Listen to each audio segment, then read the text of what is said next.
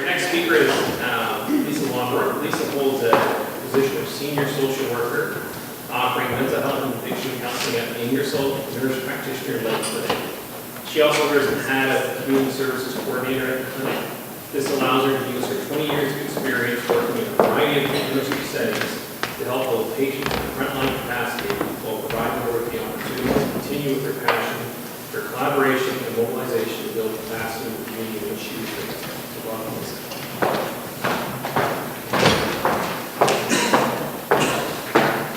I think my camp voice is probably louder than most, but I'll use the microphone anyway, just in case. Is it the red button? Right there. Right now. So you've heard all about the health links, and what a lot of communities are doing is they'll have different initiatives to meet the targets, right? And of the health links. And so one of the projects that our health links has been looking at is what we're calling Oxford Connectivity. In other areas of the province and in Saskatchewan, it's often referred to as the hub. But we decided that hub is used as a very general term, so we've renamed it, stealing, sharing, collaborating a little bit with our neighboring Cambridge, Waterloo, Kitchener area. So I'm a firm believer that alone we can do so little and together we can do so much. And the hub model, you'll see, is really doing what the Health Links wants us to do. It's doing more with what we have, right? We complain a lot about what we don't have and, you know, so much less, but really we have lots of resources. I look out here and see my peeps, the people that work with me every day, and the people who work with, you know, the usual suspects you see in meetings, and they're great people with great experience and expertise and great resources. So, oh, there we go. So I'm going to skip through the what is health links, because you've heard about this under the Ministry of Health and Long-Term Care. But what I'd like to tell you is that meanwhile in another ministry, the Ministry of Community Safety and Correctional Services has been doing similar work, not related specifically to healthcare, but more to community safety. But we've heard about the social determinants of health, we've heard about the Canadian Index of Wellbeing, and they go together, right? Community safety and well-being go together. If we don't have a safe community, it's hard to walk around feeling healthy and cared for. So in this ministry, what's been happening since about the same time as Health Links got rolling, is that they created an Ontario working group to look at expanding a Saskatchewan model here in Ontario. This model actually originated across the sea in Glasgow, Scotland, and has a similar focus on that 5% of high users of emergency response services. So police, fire, EMS, emergency departments, and crisis mental health. And I want to thank Sam for coming to support me. I didn't know I could have you tag team with me and stand up here. It's so much better. These hubs, or I'll call them hubs tonight, just so that, because in the beginning I'm referring to them across the province, are actually already happening in North Bay, Rexdale, Halton, Peel, and in Guelph, Cambridge, and Kitchener-Waterloo, they are very much integrated in the health links already. So they're working in partnership. So we're taking a lot of lessons learned from them.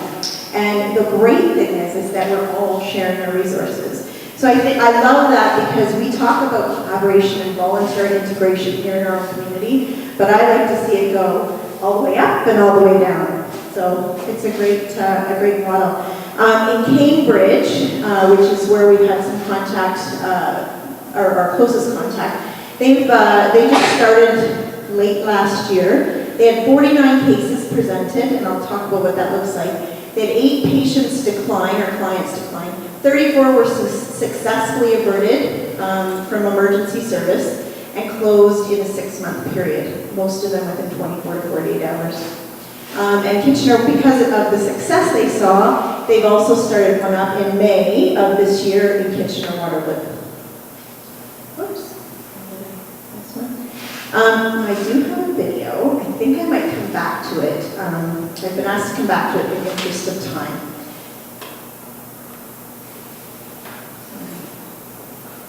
So, what is Oxford connectivity. So we are looking at a pilot project for a 6-month period, and basically, similar to the link of the health links, or the goal of the health links, the Oxford connectivity table looks at those 5% users who are at acutely elevated risk. So we're looking at complex patients, but we're looking at a specific population. We will find other initiatives to deal with some of the other complex patients, but these are folks that are at acutely elevated risk. And I have a couple of good patient examples for you. And basically it's structured as a venue of human service professionals from a variety of disciplines who meet weekly, and I know that's frightening to many professionals, who meet weekly to collaborate on intervention solutions to situations of acutely elevated risk. These are the complex patients who are going to end up in our emergency department before the end of the week, in a cell before the end of the week, calling and expecting mental health crisis to come to their home before the end of the week. So that's really what we're talking about. And it's, while most of us in social services talk all the time about strength-based models, we still believe in that, but when it comes to that acutely elevated risk, we kind of need to start talking about risk-driven plans of care. So the table will meet, there will be approximately 15 agencies. They would meet weekly for about 90 minutes, and they would bring specific cases, either individuals or families who are at acutely elevated risk. And we would work together to develop an immediate coordinated plan of care to implement within 24 to 48 hours and bring back to discuss as far as closure the following week at our meeting. So it's an intentional integration with our Oxford Health Link, dealing with that complex, elevated family or individual. So we're looking at a 6-month pilot. The leadership team is the Woodstock Police Services and the OPP. The Ontario Working Group on this project actually was driven by the OACP. However, it was a cross-ministerial consultation to come up with the toolkit. The facilitation, it's a co-facilitation by local community coordination system navigator and a Woodstock Police Service constable who will act as the chairs of the table. And then the situation table itself will be made up of approximately 10 to 15 partners who provide services that can support those acute emergent cases in complex situations. So for example, CMHA, CCAC, police, hospital, domestic violence, addiction, child protection is our hope. We're actually meeting next week. We have a community orientation and education session next week, and some guest speakers from other communities, North Bay and Waterloo, to come and educate our community more and generate that interest and dedication to the pilot. So this consistent team will meet weekly for 90 minutes to move the presented case through the filters, and that's outlined in a toolkit provided by the Ontario Working Group, to determine if the situation table is applicable here or would be valuable, or if another alternate is appropriate.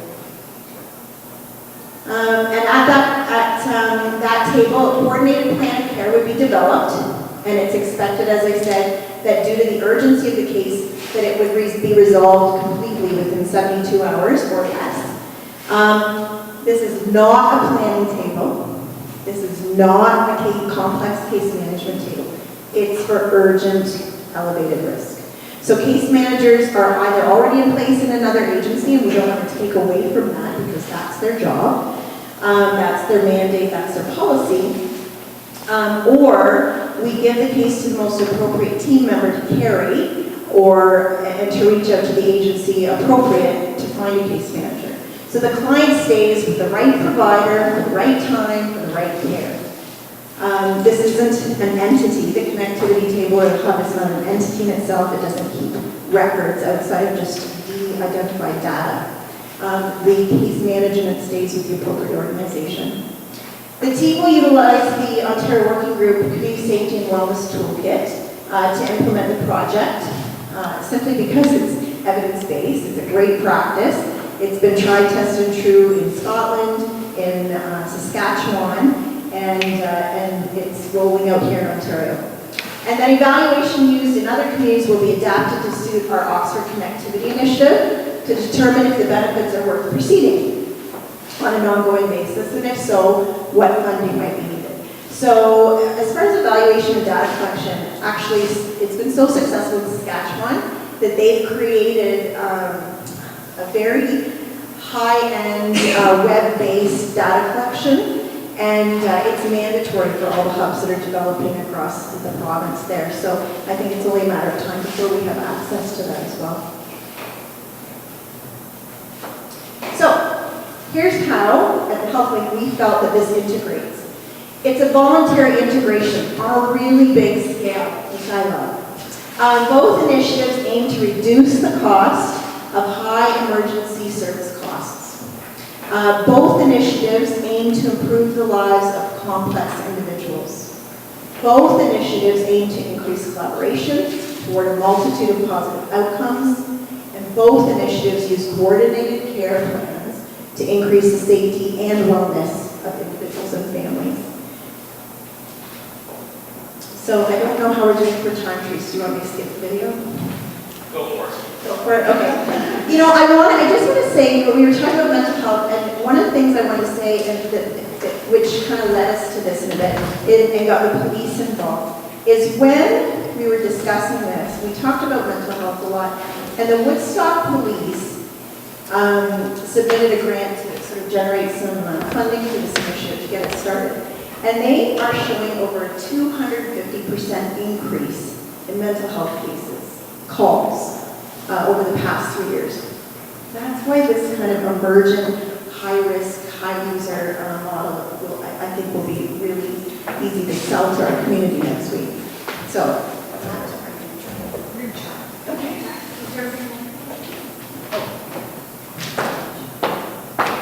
So I know Michael wanted sort of a skip patient. So here we go.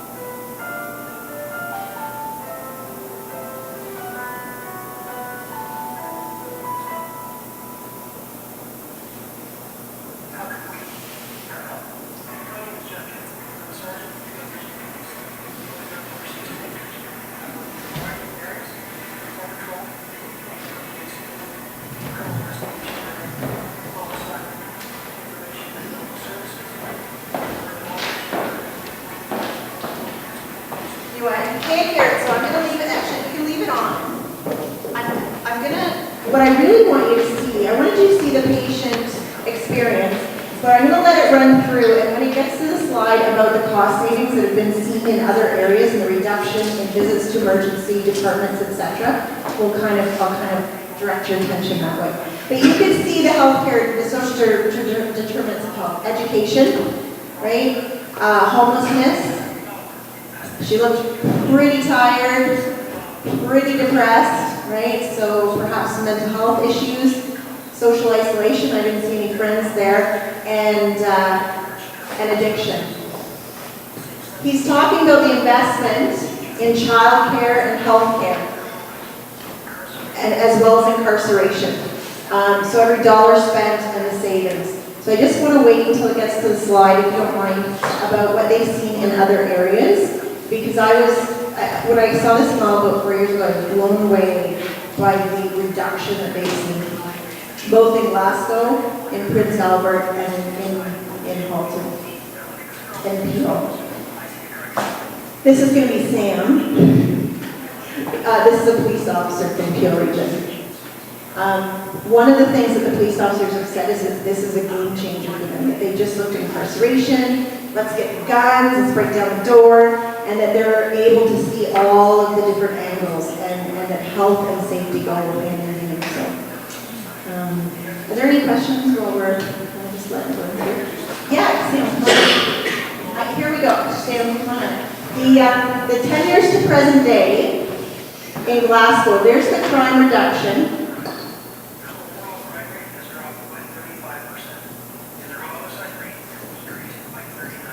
So 39% decrease in the criminal deaths. Here we go, emergency room visits are down 10% in Prince Albert in 3 years. Property crimes 18%. Social assistance, families meeting, minus 32. 2,030 calls for service. It was the decrease for police. And violent crime was down 37%. So that's all of our, that's that emergency services across the spectrum. Yes, certainly on behalf of the OPP, we're taking a look at this model, and I'm thrilled that Lisa has taken the lead and is guiding us through this. There's no one, I believe, in this room that felt for a minute that that girl should have been in the backseat of a police car, right? None of us. I'm a dad, I have a daughter, I lived through seeing, unfortunately, friends and so on go through these things. And if there is another option besides putting them in the backseat of a police cruiser, I think we need to take a look at that. And if that's what it takes to sit here and address this through the Connectivity Oxford, this is the best thing that's going to hit this area in a long time. I'm a traditional police officer. I've been policing for a long time, but I've evolved in my thought process, I can assure you. Putting young people in a position like that, where they can have the assistance of our community through partnerships that have the ability and the education and the strengths and the training to deal with these situations in the appropriate manner is such a step forward. So I just want to let the group know here that I'm here for a reason. I am representing the police services of Oxford County, and that we are in full support of the hub model, as we're calling that tonight, the hub model. And we look forward to working with Lisa and the team and seeing what we can do to make sure that we find these same percentages and reducing the costs of policing, because I'm selfish that way. I want to reduce policing costs. But I'm sure people here in this room want to reduce the costs of their own agencies and stopping those repetitive visits to the emergency room and so on. So I'm not going to carry on any further than that. The only thing I wanted to bring up was that there was some concerns initially about privacy issues around the release of certain information. Police tend to be very cautious about those things, and I know that healthcare workers, of course, are also, because there's the possibility of civil risk to that, and of course we don't want to be relaying information that is going to have a detrimental effect on an individual. And we have had long conversations from our crime prevention team out of General Headquarters in Aurelia, who of course do their their close scrutiny through our legal services, and the OPP are quite satisfied in moving forward with the 4-filter process. And we believe it's going to provide the privacy that's required not only for the police, but also for our health provider and, of course, for those that we're trying to assist. So we're on board, and we're ready to work along with this pilot, and I'm looking to see some good things coming here in Oxford as a result of this. So I'm hoping that